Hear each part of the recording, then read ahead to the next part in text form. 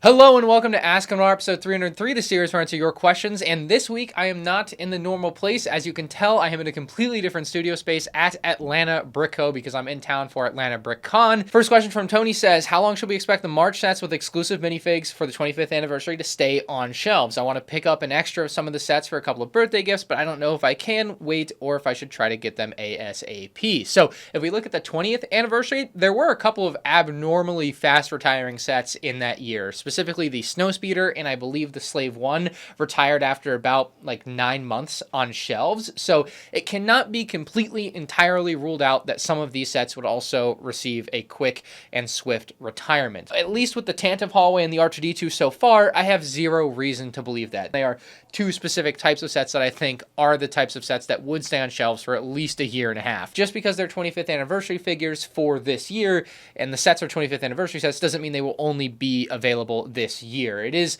maybe a little bit different than what you might see with other companies like shoe companies where stuff sells out the first day and then you're never able to get it again. It is absolutely not that way with these sets. These are just going to be normal sets like anything else for the most part, other than you get an extra figure with R2-D2 that you wouldn't have gotten otherwise. So you'll still be able to get this set next year in 2025, even when it's no longer them celebrating the 25th anniversary. I would not worry about scrambling to the stores on day one. You can wait for a sale type of thing with these sets, just like any other sets. Tom says, greetings from Boston. I've been eyeing the UCS AT-AT for more than a year now. Considering it's been on shelves for a while, when can we expect it to retire? I'd rather not miss out on the retail price, so I'm looking to hold out until I can afford/justify it. It's one of the best LEGO Star Wars sets ever, and you definitely don't want to miss out on it if you love the Empire and the AT-AT. It is supposed to retire at the end of this year, which to me feels a little quick. I talked about it in my video on Sunday. It is a little bit quick when you consider the Mos Eisley Cantina that came out a year prior is still going to be on shelves. Not every set has to retire before the sets that came out after it or whatever. But for a set as grand and amazing as the UCS AT-AT, it is kind of sad. I don't know if you will be able to get this set on sale though. I don't know if Lego.com is going to go in and give you a discount. You know, like the UCS Gunship was on sale for $280, down from $400 a couple months before it retired last year. That was a great sale. That was a good time to pick it up. I don't, foresee the same thing happening with the AT-AT. The best guaranteed discount I feel like I can throw out there is Kohl's doing Kohl's Cash. I would highly recommend buying it by the end of this year because it is rumored to be retiring by the end of the year, but as far as like an actual discount, nothing's guaranteed with a set as crazy and popular as that. Clay Olson says, do you think we will see a 2/12 battle pack to pair with Commander Cody and the ATTE set for Revenge of the Sith anniversary next year and maybe a crab droid? So at first I read this question, I'm like, yeah, they're not doing a 2/12 battle pack. There's no way. However, I was making my sets retiring in 2024 video, and I realized the ATTE still has not retired, and the ATTE is still not rumored to retire in 2024. And that's pretty crazy, because that means the set came out in 22, and it will be in its, 3.5-year life range. Usually a set like that's not going to last that long, and at that a set with as many issues as it has with printing and, that's bad. It seems increasingly possible that at the beginning of 2025, maybe you're right. There is a 2/12 battle pack coming. You know me though, I won't really care for the set. If the helmets aren't fixed, then the set is pointless. If they want to know what my favorite Quentin Tarantino movie is, and I know you guys do Letterboxd. I like The Hateful Eight. I haven't seen that one actually. It's gas. It's a murder mystery. Like In the Snow with Samuel Jackson. Oh, I did watch that one. That one is fantastic. Yep. And I think I also watched the extended version of that. I haven't seen that that already one. like a 3-hour film? Yes, it was ridiculous. Yeah. Mine would be Django Unchained. Okay. That is my favorite. So that's with Jamie Foxx. Yes. Yeah, I love Django That Fett. was I love both of those movies, but just to be contrarian, I'll take Inglourious Bastards. Yes, 'cause it's funny. I did know you loved that I guess both movie, those movies so- are also funny, but Yeah, Inglourious is good. yeah. Do you have a favorite, or are you gonna I said Django. stick with Django? Okay. You know what I think is stupid about that guy? I love him, makes great movies, but why are we only making so many movies? Well, that's all I have.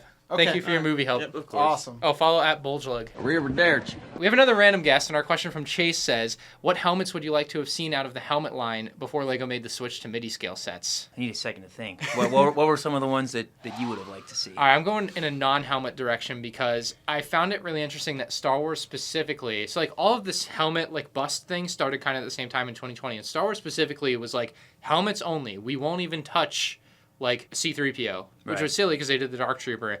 And so I think General Grievous, C-3PO, those types of characters are what really could have added to the helmet line or the bust line. With the other themes, they didn't even name, I don't think they named it as a helmet collection or anything.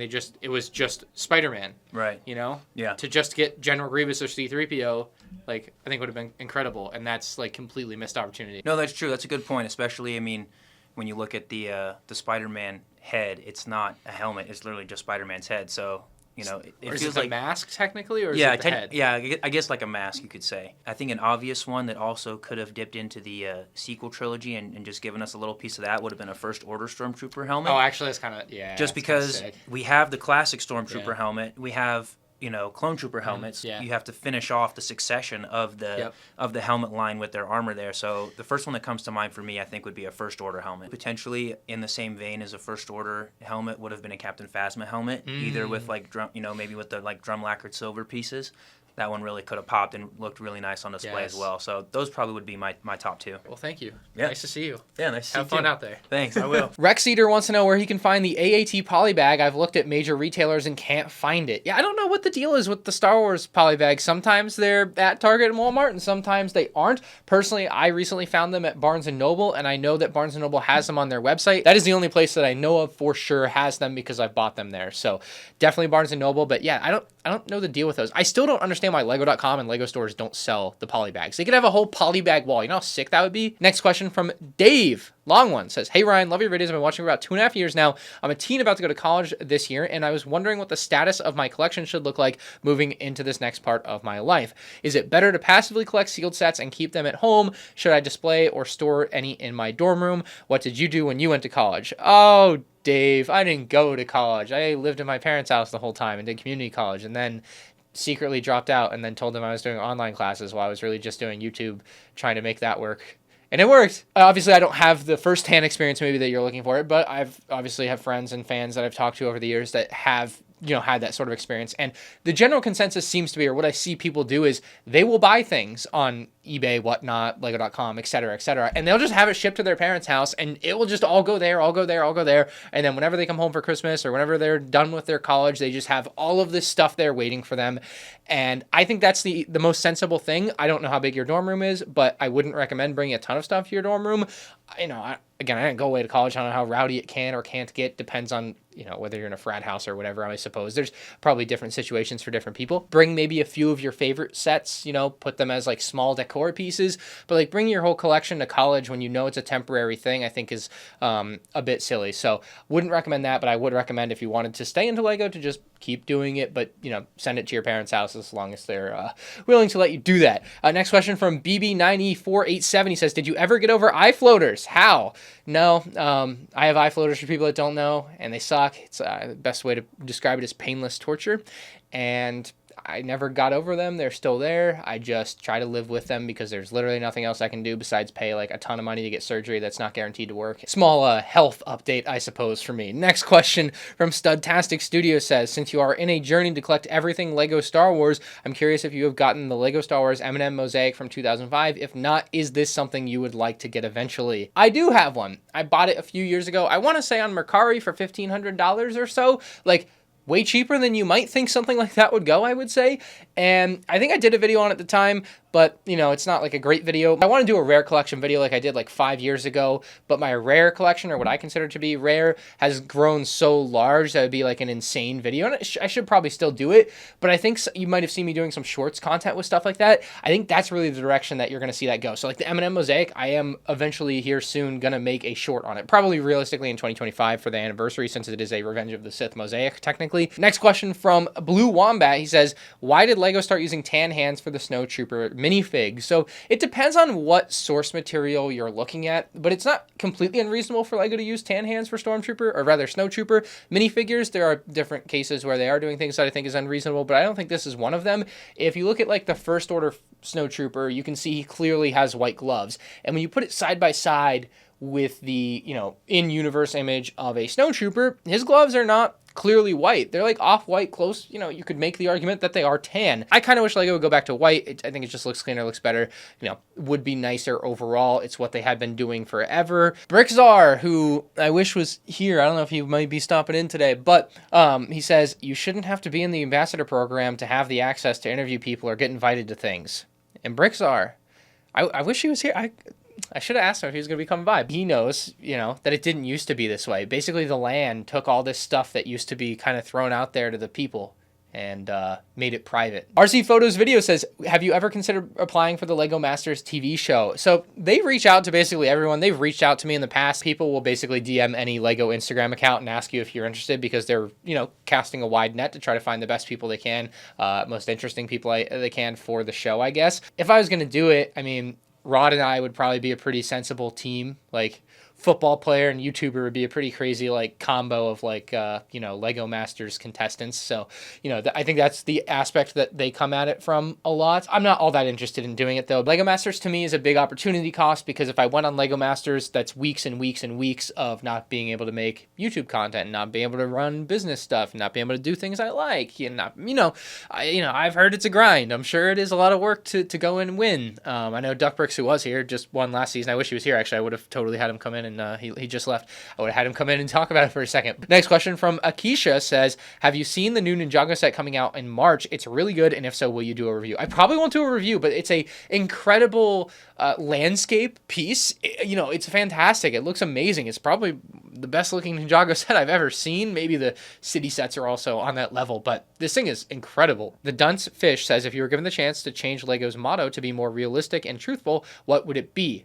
We would change only the best is good enough to good enough. Modern Survival Sense says, MIDI Scale is the dumbest name of all the Lego naming conventions. You take that back. MIDI Scale did nothing to you. He says it probably didn't help to sell units. Probably not going to argue with that. So, of course, they had to change it. Does it limit them from making anything? No, not by a long shot. Technically, no naming convention should limit them from making anything. Literally anything is always on the table, and I've been pretty open about that in my videos over the past few years when people tell me, oh, they can't make Jedi Bob. Oh, they can't put Phase 2 Cody in this. Of course they can. They can do anything. They're literally making Jedi Bob this year. They make all sorts of random stuff all of the time, and literally anything's on the table. However, when it comes to something like this, I think the prime example is the helmet sets that we talked about. Yes, they can still make a Sandcrawler in a small scale that is MIDI scale and just not call it a Starship series, but for the time being, as Starship series will be like the flagship thing, they're probably not going to do that. But like, I'm not saying in 10 years they couldn't do it. They just probably won't in the near term, which is disappointing. Silver Dutch says, what are your top 5 non-Lego YouTubers? I think MKBHD is definitely up there. Linus Tech Tips. Those are definitely my 2 main like tech channels that I will watch. I also really enjoy Graham Stephan for like financial stuff. He does great videos. Another YouTuber I've been watching a ton lately is Nio Red. He does fantastic content. I just find it incredibly fascinating to watch on sciencey things, just fun stuff. And then I wanted to say like Turkey Tom or Star Wars Theory, but I kind of like, I don't know, I'll watch like 1 or 2 videos a month from them, just kind of whenever I see a topic, versus like Nile Red, I watch literally every one of. Like, I like the guys, they're maybe top 10 for me, but I'm blanking on a 5th spot though, so maybe one of them deserves it. Scott the Woz is gold. Even though I don't play tons of video games, I just play Call of Duty, Scott the Woz is fantastic. So those are my top 7 probably. So that is it for this Ask MandR episode. If you guys did enjoy it, please hit the like button. If you have a question or topic for next week's episode, leave it in the comment section below. And you can check out more Lego content on the end screen now.